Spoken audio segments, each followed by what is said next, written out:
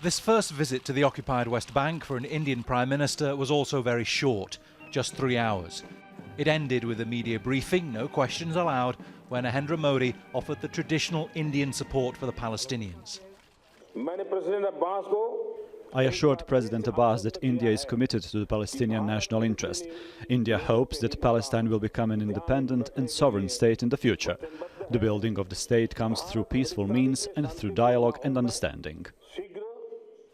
But there was no mention of East Jerusalem as the capital of a Palestinian state, something previous Indian leaders always referred to.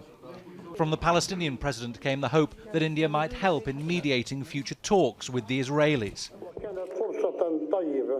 We exchanged views about the current dilemma of the peace process that resulted from the continuity of the occupation and from the blocking of the political horizon following Trump's decision on Jerusalem and the refugees. There was no comment from Modi on that. How different the relationship was when Yasser Arafat was alive. Modi paid his respects at the former Palestinian leader's mausoleum. In 1998, India became the first non-Arab country to recognize the state of Palestine. India suffered under colonialism and felt the Palestinians were in the same boat.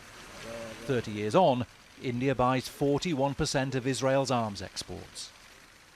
Israel's Prime Minister was in India for a week-long visit in January, making new trade deals. In light of Israel-Indian relations, Palestinians wanted to reintroduce balance to the relationship and bring back India as an important ally. But Modi evaded talking directly about whether India was ready to take up such a role. After his visit, Modi flew back to Jordan and on to the Gulf. Modi was in Israel last July, but he didn't add on a visit to Ramallah, which is what most leaders usually do. India wants to de-link its relations with the Israelis and the Palestinians, which is why there was a separate visit here now.